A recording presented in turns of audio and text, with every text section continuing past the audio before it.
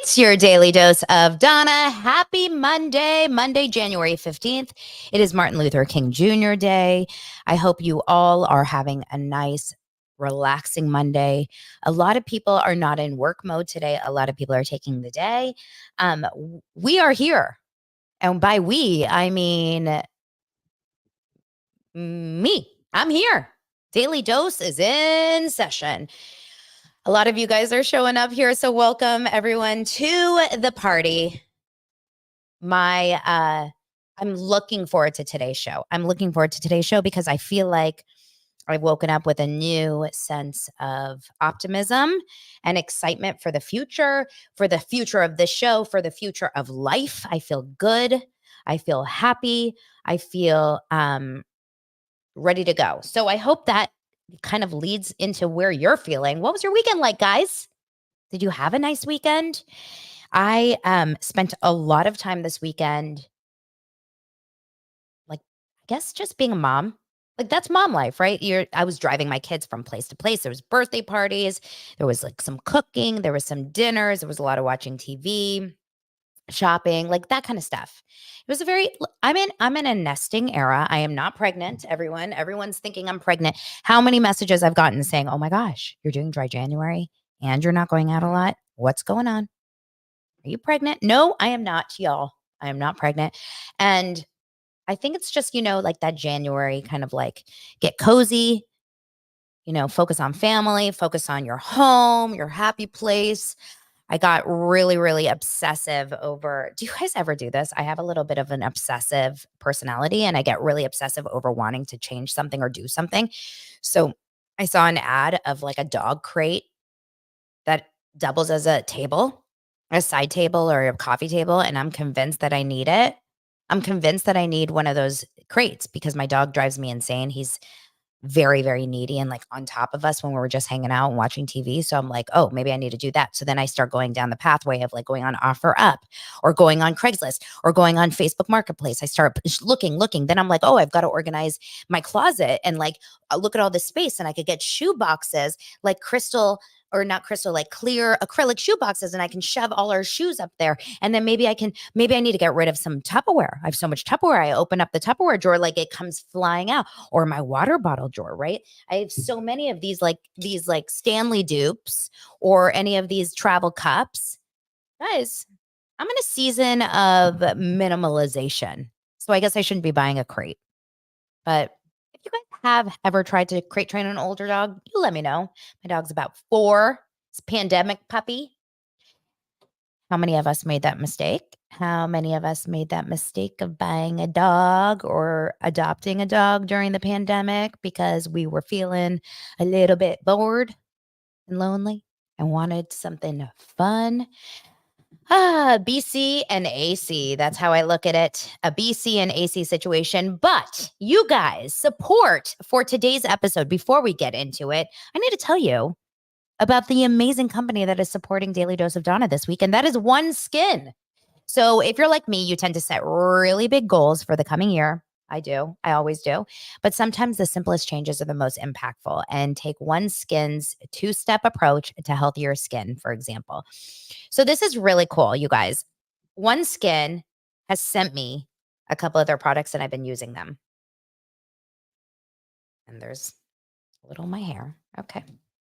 So what they've sent me are 2 of their products. One of them is called OS01 for the face. It's a topical supplement. It's a moisturizer. And the other one is called OS01 for your eyes. So I have a face cream and an eye cream. Now, here's the thing about this.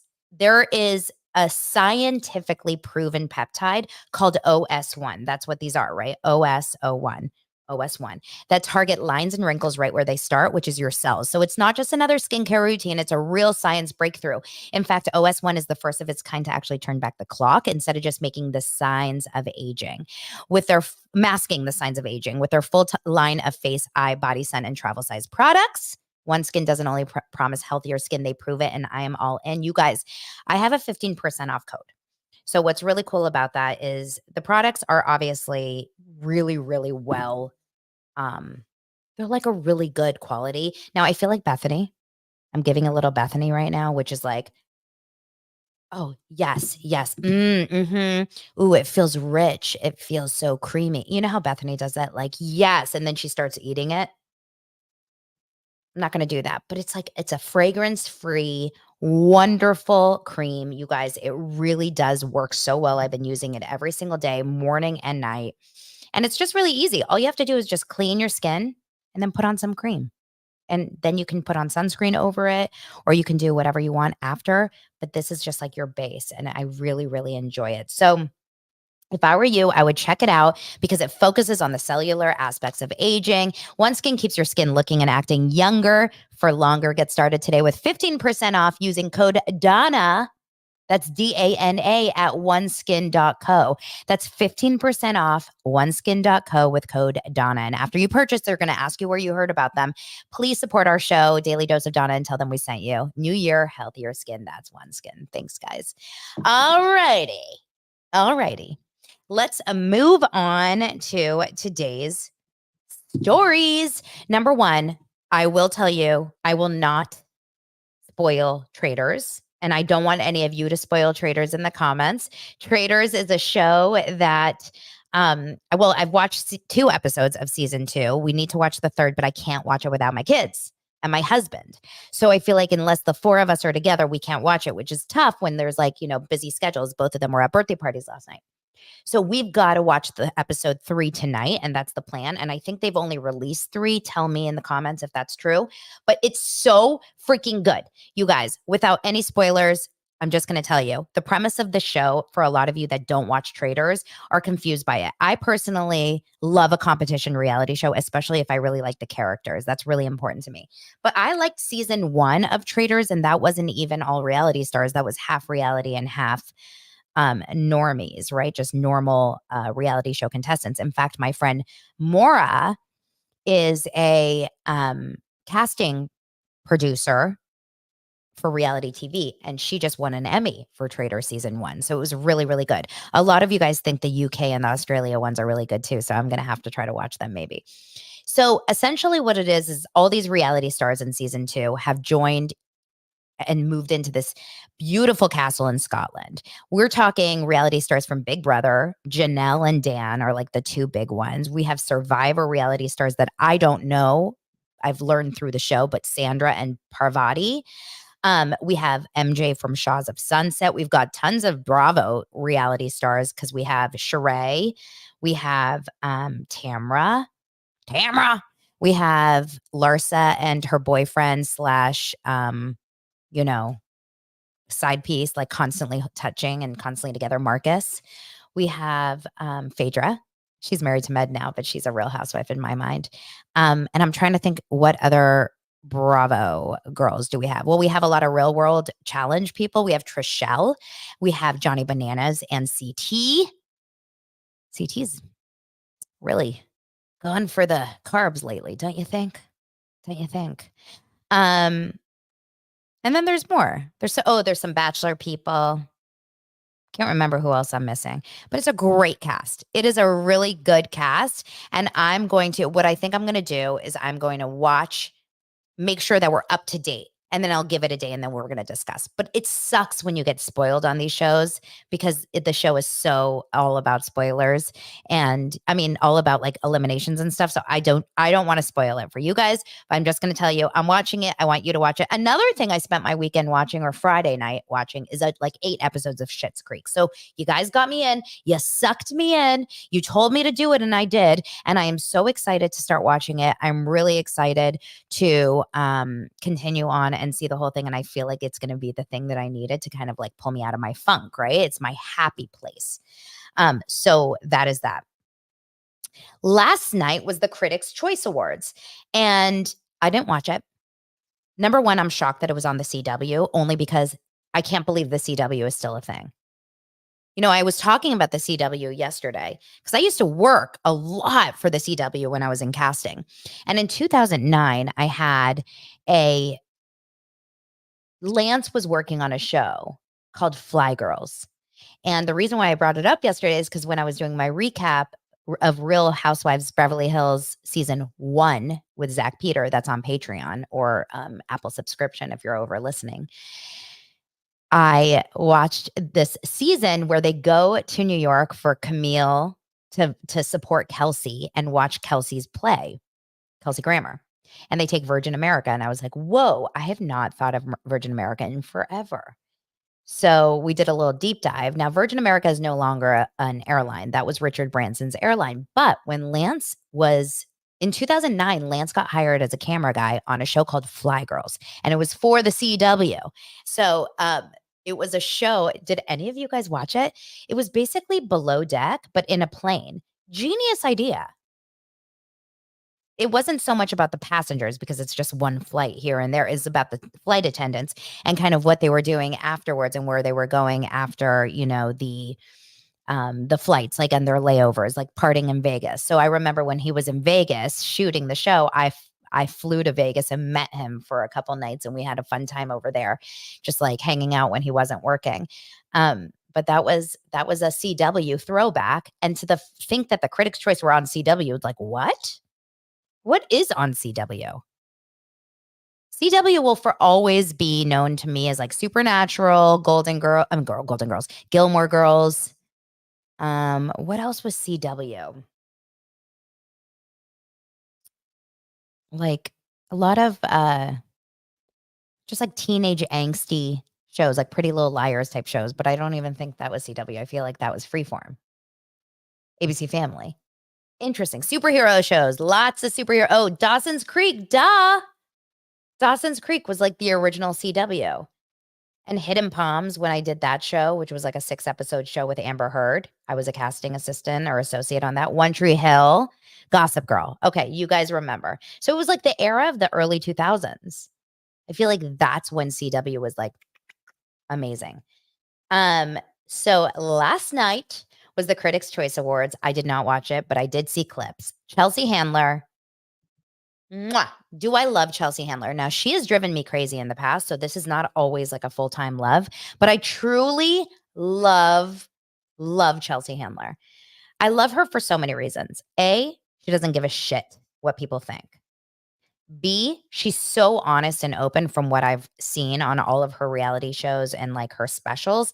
If you watch, there was a documentary where it was like Chelsea does drugs and like Chelsea talks about sex and like Chelsea talks about whatever. And I think it's like a 4-part HBO series, maybe Netflix. I don't even know. It was from a few years ago. And she does ayahuasca in one of the episodes. Like it was a whole thing. It's so good. I love Chelsea Handler for her books. If you listen to her last book I mean, I've listened to all her books, but the last book she wrote um, was a lot about, dealing with the trauma of her brother dying when she was a kid and like what that meant for her. I thought it was a beautifully written book. I love her Instagram. I love her funny like reels and her relationship with her, housekeepers and the dogs. I loved when she and Joe Coy were together. That was my like favorite era of Chelsea because I just thought they were so damn cute and so fun and so adorable when they would post all this stuff together. They broke up and I'm still not sure why. Does anyone know? Is there any sort of like deep dive on why Chelsea Handler and Joe Coy broke up? I thought this was a relationship that would go the distance and it didn't. Um, all I know is that Chelsea definitely slept good last night because she killed it at the Critics' Choice Awards as a host, whereas Joe Coy literally got killed as the host of the Golden Globes the week before. It was so bad. And the Golden Globes is so much of a bigger show than the Critics' Choice in terms of like audience, I would imagine. I don't think that I don't think Critics' Choice is like one of those things that people go out of their way to watch. I think it's a very like industry heavy show in terms of people that are in the industry. A couple things that happened in the show that I thought were interesting are well, actually, I will say this. Joe really bombed on his jokes about Barbie and about women. I felt like it was so um like 10 years ago or even longer ago. Um I felt like it was like talking about how Barbie's based on a plastic doll with big boobs. Like it was just bad jokes. It was really low like bar and it felt really I don't know, it just felt lazy. Whereas Chelsea was like, "This is the year of the women." She's talking about how Margot Robbie looks like the best ever on in her high heels, how Barbie was the most grossing film ever by a female director, and that's Greta Grunberg. I hope I'm saying that right. And then she made a joke that even though she brought in such a high rated or like high income box office movie, Hollywood executives are still wondering if they should give her a second chance, which is so funny. They were talking about how Oprah, of course, Color Purple, like it was just a very, very strong women centric episode or hosting platform. Greta Gerwig, thank you. I was like, what am I saying wrong? Grumberg? Isn't that like whatever. Anyway, thank you. So I just thought it was really, really funny, the parts I did see. I also totally agreed with the uh winners. Like the Golden Globes, I didn't fully agree with a lot of the things that a lot of the ones that won, but I don't know about you guys. I feel like this seems very on track. Now, I have not seen Oppenheimer. So I don't know if it deserves all the best, picture, but everyone that I know watched it, loved it. So I think that um, you know, Oppenheimer probably deserves it. But listen to some of the winners. I thought it was a great list. Best Picture, Oppenheimer. Best actor was Paul Giamatti for The Holdovers. He also won at the Golden Globes. And best actress was Emma Stone for Poor Things, who also won. Now, you guys, I talked about this and I got a lot of DMs that Poor Things is a great movie. So do I need to watch Poor Things? Here it's like really wild and out there. Robert Downey Jr. also won again for Oppenheimer. Divine Joe Randolph won for The Holdovers. I feel like those are all the exact same that won over at the Golden Globes. Best acting ensemble was Oppenheimer. Christopher Nolan for best director for Oppenheimer. Best comedy was Barbie, and I'm Just Ken for Barbie won for best song, which I loved. And if you watch any of the clips, you'll see that the second it won, they panned over to Ryan Gosling, who was in the audience, and his face is so amazing. He makes a face like, huh? Like he's just sitting there kind of like stunned, like a little furrowed brow. It's really, really funny. Succession won for best TV drama, which of course it deserves. And Kieran Culkin is killing it right now. And so is Sarah Snook. Both did such a good job on that show. A couple other like big things. Oh, The Bear won best comedy. Now, here's the thing. I like The Bear and we're watching The Bear. We're in the middle of season 2. I really like it. I just do not understand how in the world it's considered a comedy. Yes, there are funny moments, but that show does not speak comedy to me at all. Not sure about that. Beef won for best limited series. I loved Beef. Did you guys watch it? It's dark. It's out there. It is so out there. But Ali Wong killed it, and so did she. She also won for Best Actress in that, and so did Stephen Yoon. I think it's Yoon or Yun. I'm not sure.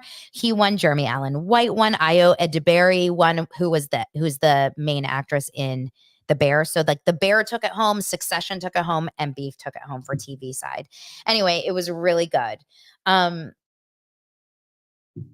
I don't know. I really like this crowd of winners, but I do want to see Poor Things. I feel like that's something I got to see and I want to kind of get that out of the way. So then like I like having some skin in the game when I'm watching the Oscars. But I guess the Oscars is not TV, but we will have the Emmys. And the Emmys I want to say is on tonight. I'm pretty sure the Emmys are on tonight. I could be wrong. Could be wrong. So that is that. Let's move on. Let's keep it going. Did you guys hear that Real Housewives of Atlanta, which I do not watch anymore? Are you Atlanta fans? I don't watch Real Housewives of Atlanta because it lost me.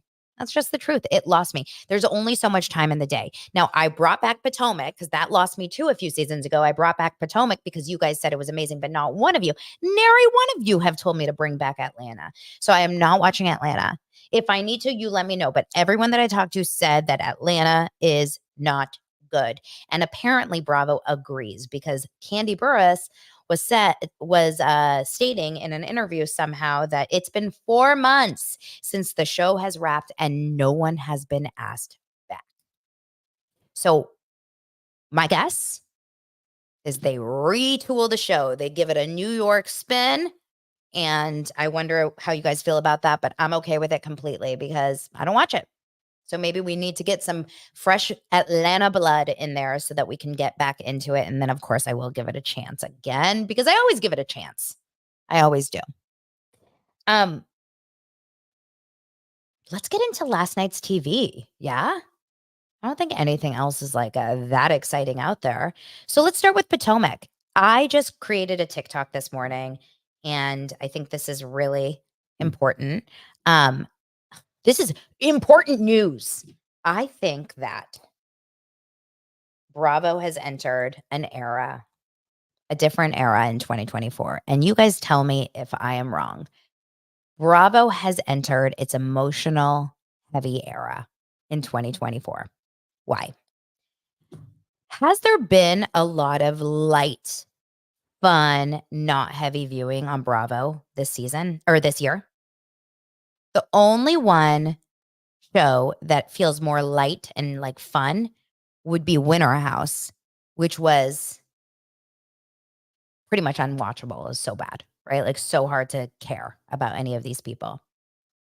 Let's go through the shows and I'll give you an example. So, Southern Charm. This is a show that for the most part has been pretty kind of light and fun. But this season, of course, we had, the cheating thing, which is on every single show. There's a cheating scandal. So that's not so crazy. But we had Olivia's brother pass away, which is a very heavy topic. And then we know that Taylor's brother has since passed away, which I'm sure will be covered at some point. Obviously, we've talked about Austin and his sister passing away when she was younger. And so the idea of like sibling loss is a very big conversation on that show, and it's heavy. And then, of course, we have Shep, who just talked about his problems with drinking. And he's not outright saying, I'm an alcoholic, although a lot of us maybe feel like he is. But this is his like sober, curious journey, even though he's not really saying that, even because he's still drinking beer. But just awareness around this and a conversation around this, and Craig saying like the only way this is going is off the cliff. It is very heavy. I felt like it was a very, very heavy, vulnerable topic for a show like Southern Charm. Um, just a quick note, a lot of you guys are saying Girls Trip was light and fluffy. Totally agree. But Girls Trip is a Peacock show. I'm talking Bravo. I know that it's kind of the same, but let's separate it for this, for my argument. But Girls Trip, you're right. It was totally light and fluffy, and I loved every second of it. We need that light and fluffy in our lives. Then let's go over to Beverly Hills. Real Houses of Beverly Hills has turned into a show that is very, um, I would say, it's covered a lot of heavy topics in the past, like Taylor and her husband Russell, who, took his own life years and years ago. But I don't even think they were on the show during that time. But, then we dealt with like Kim and, calling her an alcoholic. So we have had heavy stories on the show. But this season feels so different. It feels really like an experience of going through really growing pains of Kyle, right? I feel like the show Beverly Hills is really centered around the changes in Kyle Richards. And she has a lot going on in her life that I think a lot of people can relate to. Um, Growing apart from your spouse, or, deciding you're not really into what you used to be into, deciding to cut out certain things, people, substances, whatever, maybe bringing in exercise as a way to cope with whatever. But most importantly, this last episode was so heavy talking about her foundation, NAMI, which is the foundation that basically supports people, loved ones of those who take their own lives. And Sutton also had a very heavy kind of like B storyline talking about her dad. So all of a sudden, we're all crying watching Housewives of Beverly Hills, which is not a common experience, right? We're dealing with robbery, we're dealing with PTSD, we're dealing with race relations, we're dealing with um parenting issues, we're dealing with mental health, and we're dealing with divorce. Like, it is a lot for a show like Real Housewives, right? Which used to just be kind of like a fun, light show. That was the goal of all these shows. Then we have OC, right? And OC, we haven't seen the show yet, but I'm sure this is going to be covered next season, is like the plight of Shannon. That whole drunk driving incident was so intense and so scary and so like holy moly, this is like real deal bad, right? And it was not just like a stupid drunk fight or a silly Trace Amigas like moment. It was, we're talking a like a real problem where you are actually potentially putting someone's life in danger, and driving drunk is no joke. So obviously, obviously this is very, very intense and very scary to think about, that whole storyline. And then of course her relationship with John and like picking toxic men and all of that. Of course, let's go over to Salt Lake City. Has there ever been a darker situation than Salt Lake City? Obviously, we have Jen Shaw, who's in prison, but now we have Monica, who's like a liar, completely a troll, obviously so messed up and like literally lives off of kind of screwing people over. But then the story between her and her toxic ass mom, right? Like that part was so dark this season. And just seeing the videos and the recordings that just kind of got leaked afterwards, just seeing her talking to her mom about like, this is our goal. I mean, this is a movie, right? This is our goal. Get on the show and get in every scene you can. This is a job. It's like breaking fourth wall, meta shit. It's bad, right? So Salt Lake City feels dark. And then of course Miami, which of course, as we know, this show is all about the drama and it's always about the drama, but the Gertie of it. And while it's a beautiful story to see how she's pulling herself through this horrible journey of, breast cancer, it's tragic. It's so devastating to see how she has to talk to her sons and her husband and her parents through this. And we're like dealing with stupid Alexia fights while she's literally about to go into a second surgery. So all of a sudden, I'm crying. Every show on Bravo, and I'm not watching Below Deck this season, so I don't know if it's that show. And I'm not watching Married to Med, so you guys can tell me. But pretty much every other show that I'm watching on Bravo right now is heavy. It's emotional. And I find it really interesting because Potomac jumped right onto that as well last night.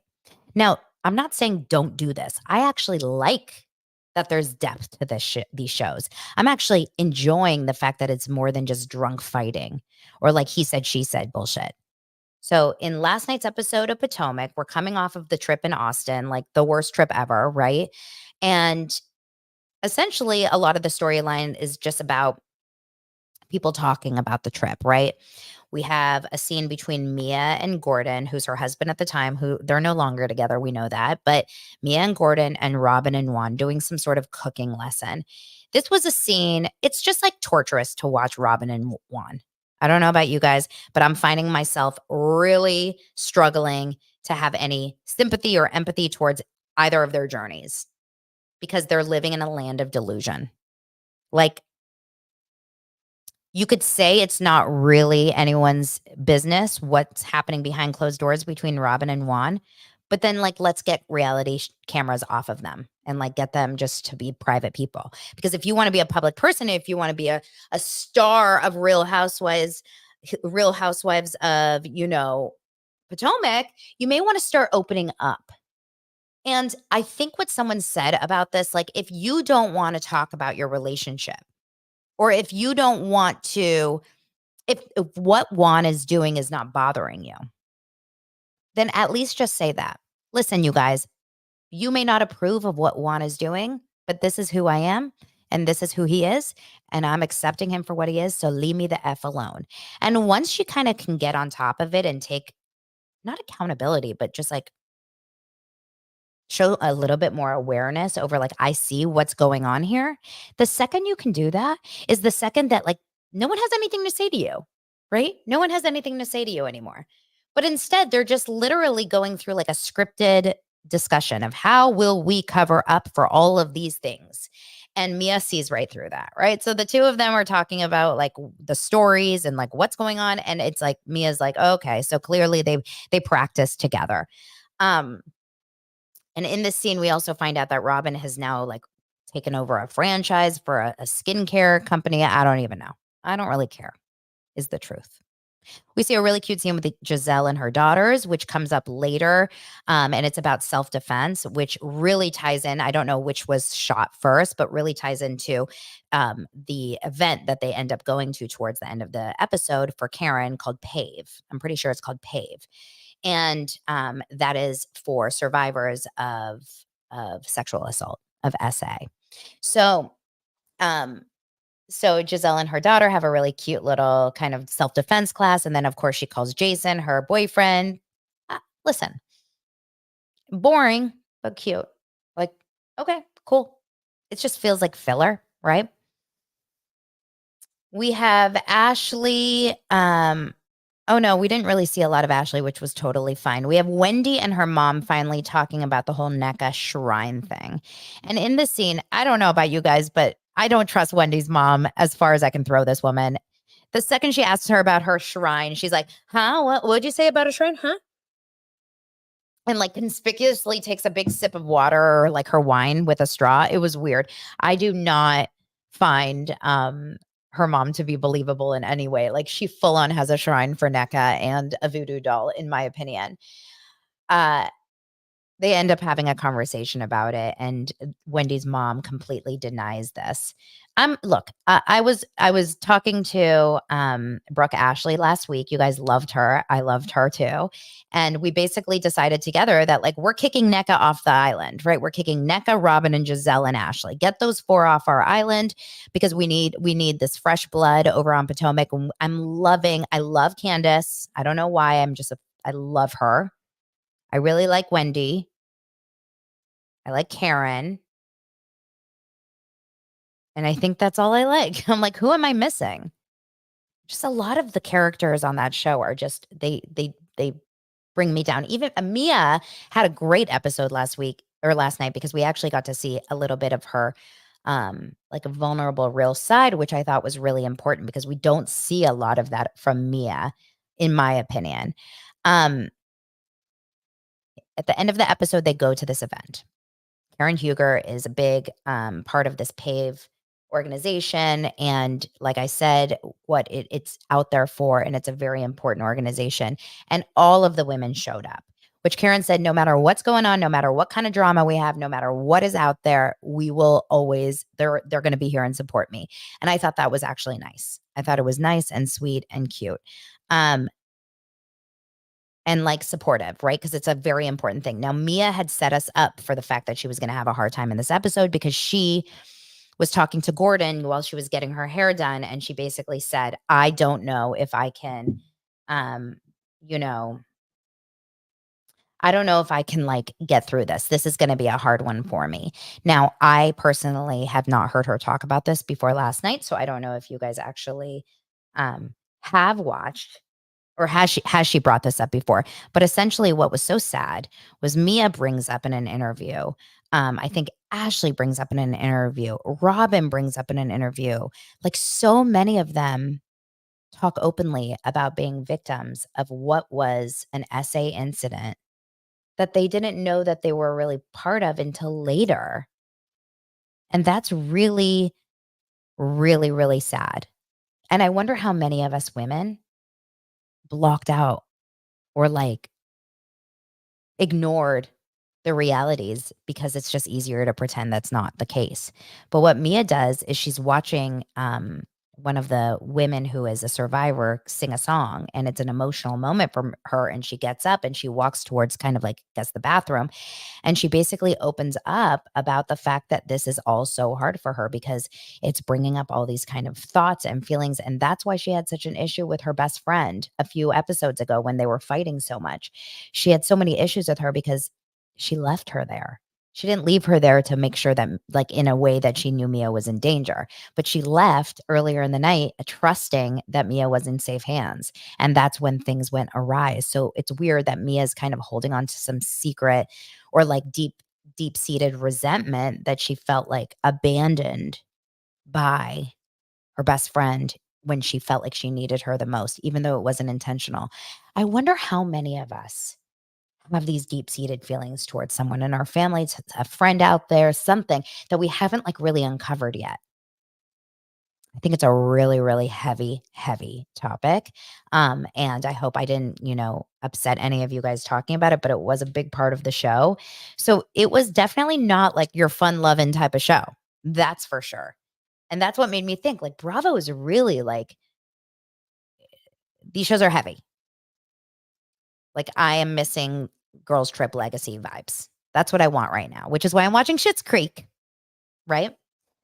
Okay, but luckily, I do have some good news, some good ways to end this episode because last night, y'all, we saw the vows exchange. We saw Christine Brown become Christine Woolley. And when I tell you, watching this wedding special on Sister Wives was possibly as equivalent to watching a really maybe like bad 90s movie mixed in with seeing your mom make out with someone. And I will tell you something really fast. I was willing to overlook some of the most cringy experiences I've ever seen on any show in terms of kissing. And we'll get there for the greater good of just making sure that Christine and Janelle and anyone that has left the Brown compound, maybe not Mary, are happier than Dumbledee and Dumbledum. Is that what they call it? Like thing one and thing two over there, Cody and Robin. Just as long as you're happier without them and you're like off to greener pastures, I'm happy for you. But holy moly, can I tell you, I felt like I was watching soft porn. I felt like I was watching soft porn. So the episode starts exactly where it left off last week. We've got Christine sitting and taking stuff in. She's sitting on the floor of the room where she's getting dressed. She's got her hair and makeup done, but she's just taking a moment. She's taking a moment, either that or she had some sort of like weak knees, maybe low blood sugar. We haven't really fully figured it out, but she says she's taking a moment. Lots of heavy breathing on last night's episode for Christine. Either she was mic'd up too close. I noticed a lot of sounds coming out from Christine, especially later at the wedding party at the reception. I'll tell you in just a moment. So of course she's sitting there and then she gets up and they bring the dress out. Now I'm trying so hard to be nothing but sunshine and rainbows. But I do have to say that when you watch Sister Wives, you do have to watch it with Robin's eyebrows, right? You have to watch it some sort of an opinion of confusion, of maybe a distrust, of maybe something like there maybe sadness. Like you can't watch Sister Wives ever with just a happy face, like a happy go lucky. You always have to give it a little bit of what's going on over here. Now, I know this. Christine is surrounded by a million women who love her and support her. And that part I love. The fact that she has such a good relationship with her kids and even Janelle's kids is so beautiful, and David's kids too. So I am very, very pro all of that. But I will have to say, I do have to say that when they opened that wedding dress and then she put it on, I was bummed. I was disappointed. Now, her wedding dress looked a lot like my wedding dress. So it was a beautiful dress, but the fit of the dress was so off. And I thought to myself, something happened here. Either Christine has lost weight or she tried it on originally with like some sort of a different kind of undergarment, or her boobs were held up by some sort of a bra upon first sitting. You guys, I say this with love. This is a televised wedding of your dreams. Why did we not have a little more shape in Christine's bodice? And what I mean by that is like it was loose and it was hanging off her. So I wish she had a little bit more like va va voom. I wish they would have found a dress that would have pushed her boobs up a little bit more rather than just flat and pulled in around the waist and gave her more of like that kind of hourglass figure, which I think she would have looked fantastic. Now, other than that, she looked very good, right? Her hair was nice. Her makeup was nice. I think she looked really natural and very pretty. But I really wish that dress was tailored a little bit differently. So I don't know what happened there, but it needed, I have a feeling her body changed tremendously in the last weeks before the wedding, because I think a lot of times that happens, right? Women get a little anxious, they get nervous, they get stressed, they worry they're not going to fit, and then they stop eating for a couple weeks before, they don't eat as much, whatever, or they're just moving around all the time. Who knows? So she gets married. I mean, she gets into the dress and she looks beautiful. And then the ceremony starts. What I liked about this was it wasn't a 4-hour wedding ceremony. We've all seen the Golden Bachelor weddings. We've all seen even the Sister Wives episodes. Like, do you remember when Sister Wives episodes used to be 2 hours long? 2 hours of porch sitting talking about nothing. So I did enjoy it. It was like a let's go, let's go, let's go. I didn't have any commercials on mine. Did you guys have commercials on yours on YouTube TV? I watched on my DVR. There was not one commercial to be had. I thought it was pretty nice that they did that. So we do see them, slowly walking down the aisle. David, he's red, he looks warm, but he looks happy. And you guys, a lot of you don't like David. A lot of you think he sounds weird in his confessionals when he's talking. A lot of you guys think he sounds a little awkward. I think he's fantastic. I love him. I love David, and I really, really loved hearing more about their story and meeting a little more of his family and just getting his vibe. I thought they were wonderful and adorable.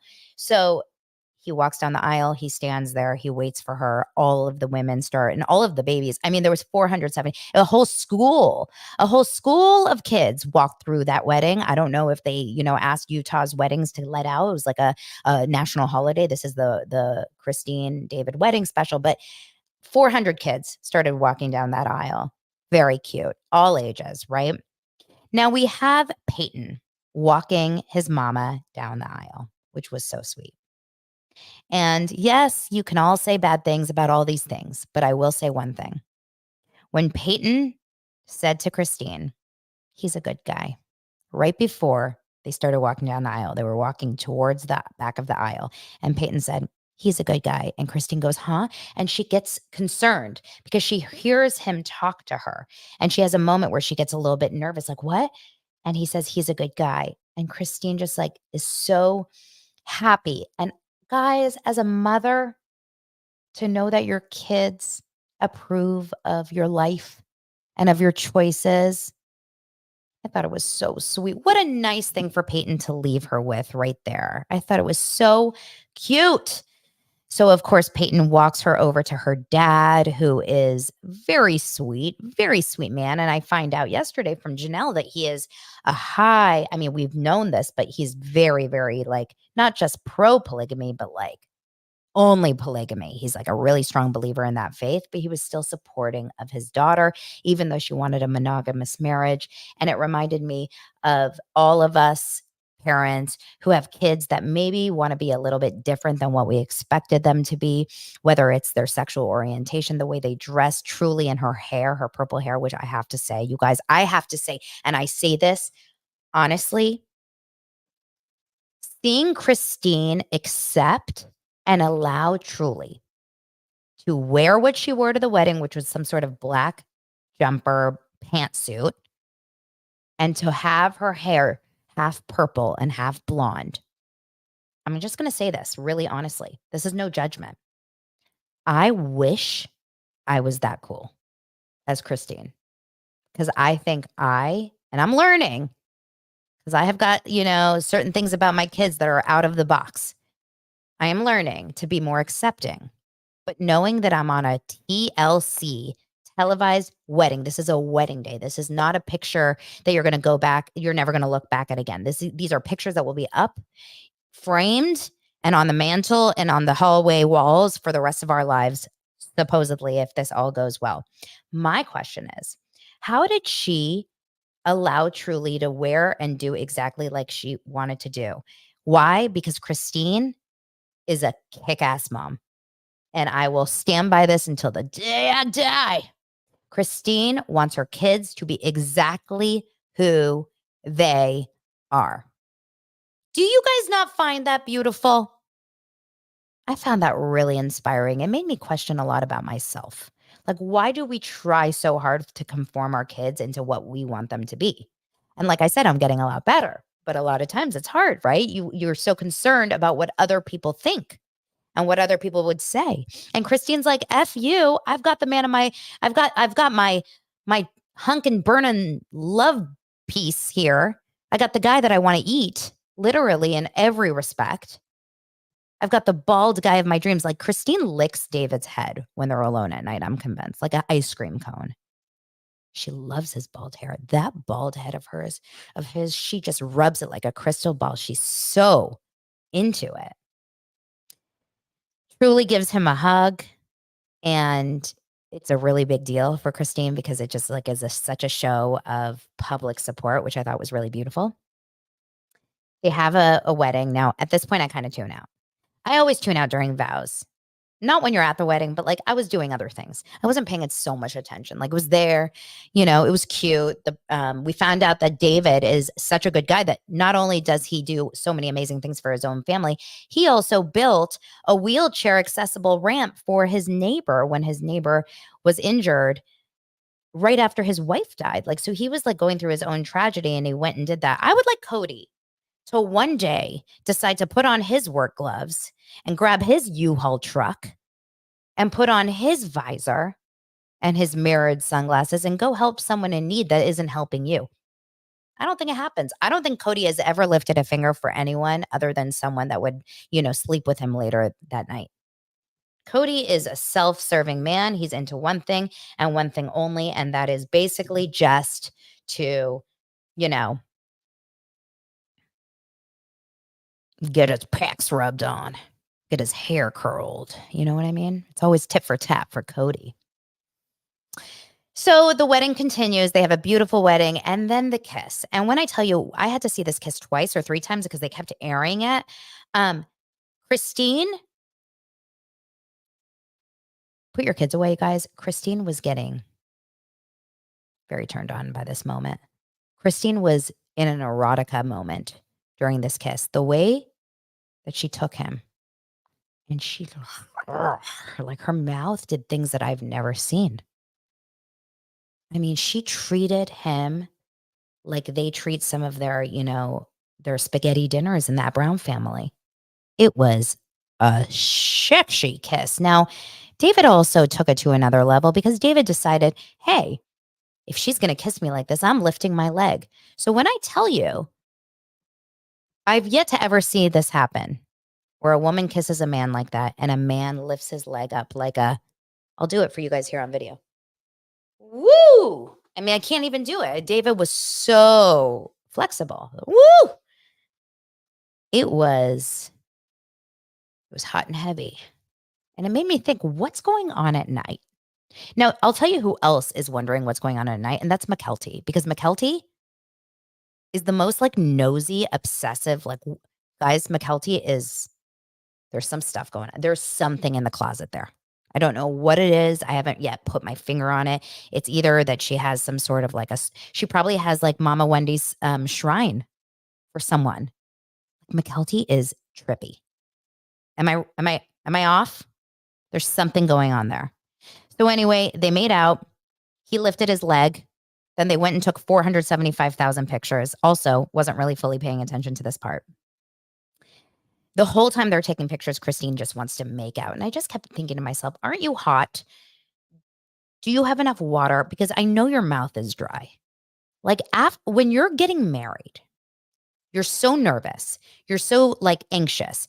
There's so many people. It's hot. You're talking to your mouth is dry. I'm just going to go. I don't think in that moment you have the best breath. I'm just saying. I wonder, do you guys think this way, or is that just my sick mind? Are you thinking like Christine and David, take a second, take a second, go get some water. She is in his face. Oh, I just want to make out with you. It was a lot. It was a little bit, actually, you know what it was? It was a F you to Cody the entire time. It really was. It was an F you to Cody because I think she basically was saying, Cody's going to watch this and I want him to know that I'm going to Pound Town tonight. Hard. It's going to be one of those kind of weeks in the Woolly household. We're going woolly mammoth style. I'm his unicorn. He's my woolly mammoth. And we are going. All right. I'm glad you guys are agreeing with me for the most part. And I hope I'm not grossing you out. We go on to the tented reception because would there ever be a sister wives wedding that wasn't under a tent? And it was, listen, by all means, a very sweet wedding. I didn't see a lot of details about the food and the drinks. I don't know if there was a bartender. I imagine there was. I think that family likes to party now that they do. We saw Christine chugging a beer on the boat. I think these two party. They party their faces off, right? And then they make out and she licks his head like an ice cream cone. And so they're sitting around and Christine, she's tired. You can just tell she's sitting at that sweetheart table and she's tired. She's like, "Oh, okay. Oh, camera's oh, and I want to make out with you, David. You're the love of my life." There's some speeches that are going on. We had a really weird speech between, oh my gosh, what's her name again? Madison? It's Madison, right? And McKelty. Was it Madison that had that speech? The really pretty one that married the guy from the other reality show. She starts talking about how she's like the favorite daughter, and she starts throwing McKelty under the bus. And it turns into quite a there's a sibling rivalry going on over there that we have not yet figured out. And we need to get to the bottom of what's really happening between these sisters. How much do they really hate each other? Do they love each other or do they hate each other? Because in my opinion, I thought we saw some crazy shit in that speech. She basically, oh, it's not Madison. So it's not Maddie. It's the other one that made the speech. Really pretty. You'll have to help me with it. Aspen. It was Aspen. I love her. I really love her. I think she's my favorite kid. Um, but there was some really weird back and forth. And then, his mom made a speech. It was a few different speeches, okay? It was sweet. And then they had their first dance after the buffet. They had their first dance. Now, we find out that David had to take dance lessons because he didn't think he was a good dancer, but he said Christine is a great dancer, which we find out later she's also a lap dancer. Did you guys know that? Did you guys know that on TLC, on Sister Wives Wedding Part 2, we were going to see Christine Brown Woolley give lap dances at her wedding? Did you ever think that when you watched season 2 of Sister Wives? Did ya? Did ya? I didn't. So they have their first dance. It works out. It's very sweet. Then she dances with her daughters, also very sweet. None of the music was able to make it to TLC. They weren't able to pay for the music. So we weren't able to see that much, but there was a flash mob situation. Now, when I think of a flash mob, I think, all of a sudden one guy stands up and starts singing or dancing, and then 3 people, and then 5 people, and all of a sudden we're doing a whole thing. I love a flash mob. I love the days of YouTube flash mobs. Those were great. But in this moment, they're dancing, and all of a sudden, out of nowhere, everyone around the person is going like this, right? Up, down, and then like this, and then like this, up, down, and then like this. Lots of hand movements. Does anyone want to know what that song was? I would like to know what the song was. I want to know exactly what song they were doing that to. I was thinking, is it like, I got a feeling that tonight's gonna be a good night? Or was it like, we are family. I got all my sisters and me. No, I don't think that was it. Maybe it was like, I want to make love right now, now, now. I gotta make, or maybe it was, it's getting hot in here. So take off. Like, what song were they doing this flash mob to? Someone find out. Someone get boots on the ground at that wedding. I would like to hear it all unfiltered without, stupid TLC stock music playing over it. Like it was like la la la la la la la. Well, all of them were. I need to know. Okay. Next thing you know, all of a sudden a chair gets pulled out onto this dance floor. Okay. A chair gets pulled onto the dance floor, and a guy that I really don't even know who this guy is. This was a moment that I think I blocked out. That knows David Woolley from back in the day, and came over and did some sort of crazy ass, like get on a chair lap dance situation for David. It was unreal. This was bachelor party gone wrong. This was not a family wedding environment. And out of nowhere, he calls Christine over, and Christine is thinking to herself, like, she basically sang out loud, a moment like this, some people wait a lifetime for a moment to give my husband a lap dance at a wedding with all ages that will be aired on TV, because Christine gives 0 Fs. Christine is there. Guys, she wants to ride it. That's it. That's what song they were dancing to. Ride it and all alone, ride it. She is a hornball. And we've figured this out because all of the years that Cody, and this was actually a beautiful moment when Janelle said, Cody did such damage to Christine. And anyone out there who's ever been told by a man or someone that you love that you are ugly or that you are not attractive or I'm not turned on by you can go F yourself. Because in this moment, Janelle said, Cody did such damage to Christine by giving her that complex for so many years that this was her moment to finally say, like, not only did I find the love of my life, but he thinks I am a goddess, a unicorn, a gorgeous human. We F like bunny rabbits. We lap dance and we are so hot for each other. Their relationship, if you had to pull sex away from Christine and David, not sure they have much else. They love it. They are freaking loving each other. And you know what? For that reason, I stan and I, as the young people say, ship. I ship Christine and David. Let them go off and live their life of just like, listen, they say that the most, sexually transmitted diseases happen in nursing homes. They've got years of this fun. Years of this fun ahead of them. I want Janelle to find the man of her dreams. I want Janelle to find some like rock hard cowboy that wants her. I think it will happen. Mary gets random cutaways in this 1 hour special, which are shocking that they still remembered Mary exists. And Mary's like, I hope one day I'll find the love of my life. Mary, I've moved on. Mary doesn't have many redeeming qualities for me. I really struggle. Now, Robin and Cody are stuck. They are stuck in like the upside down. They're still over in Coyote Pass, both getting more angry as the time goes. I mean, have they ever, I wonder if they've done like a climate check for Coyote Pass, like almost done a soil check to see if there's any sort of like chemicals or heavy metals in there, because I think it's poisoning them. The more they're around Coyote Pass, the worse they are. Eyebrows are going bigger and darker and more angry. Hair is getting more curly, tendrily. Pecs are definitely not growing in a positive way. So it's like, it's so crazy because you see, like, it's almost like a movie at the end of a movie when you see the happy ending and then they flash back to the angry people. Like, I'm going to throw back True Beverly Hills here. Okay.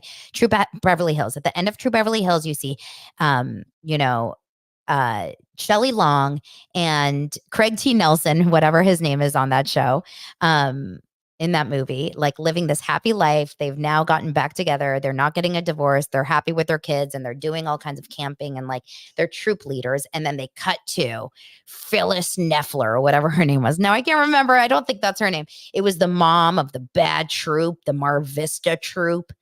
And she's standing at Walmart and she says, Walmart blue light special, aisle 13, cookies.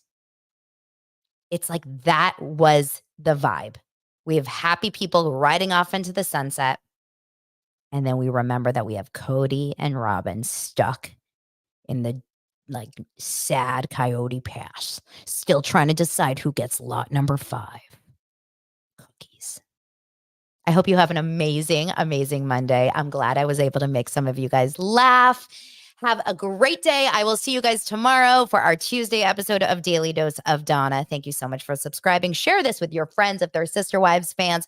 Post it in Facebook groups. Let people know I exist. Let's grow this show. Let's grow this show like Christine's tongue. Bye, you guys. See you tomorrow.